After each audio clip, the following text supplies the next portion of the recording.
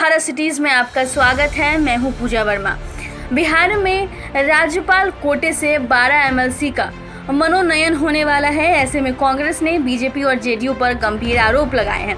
कांग्रेस नेता प्रेमचंद्र मिश्रा ने कहा है कि दोनों पार्टी अपने अपने नेताओं को सेट करने में जुटी हुई है। ऐसे में राज्यपाल से आग्रह है कि मनोनयन नियम के अनुसार ही किया जाए। प्रेमचंद्र मिश्रा ने कहा है कि मनोनयन को लेकर दोनों पार्टियां लड़ रही हैं। अगर इस तरह का मनोनयन का सिफारिश करती है तो मेरा राज्यपाल से अनुरोध है कि संविधान के द्वारा प्रतिदत्त नियमों का पालन हो। मुझे उम्मीद है कि राज्यपाल ऐसा करेंगे।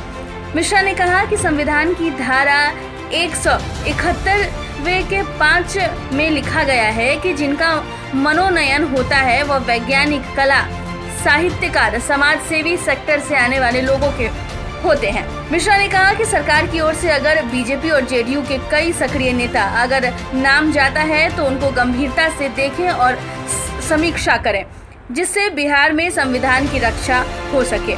सुनिए क्या कुछ तमाम बातें उन्होंने खुद कही है।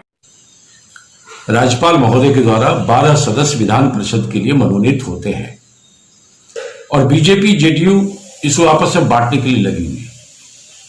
मैं माननीय राज्यपाल महोदय से आग्रह करता हूं कि इस तरह के मनोनयन की सिफारिश अगर बिहार कैबिनेट करती है तो संविधान के द्वारा जो प्रदत्त उसमें निर्देशित है, जो किस तरह के लोग राज्यपाल द्वारा मनोनीत कैटेगरी में विधान परिषद के सदस्य बने, उसके पालन को वो सुनिश्चित करें।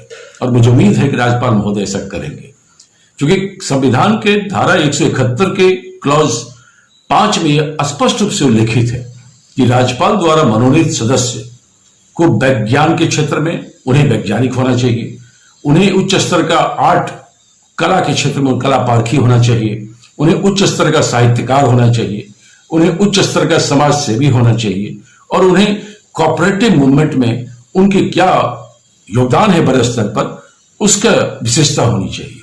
तो ये जो संविधान में उल्लेखित प्रावधान है कि इसी कैटेगरी के लोगों को राज्यपाल द्वारा मनोनीत विधान परिषद के कोटे में किया जा सकता है।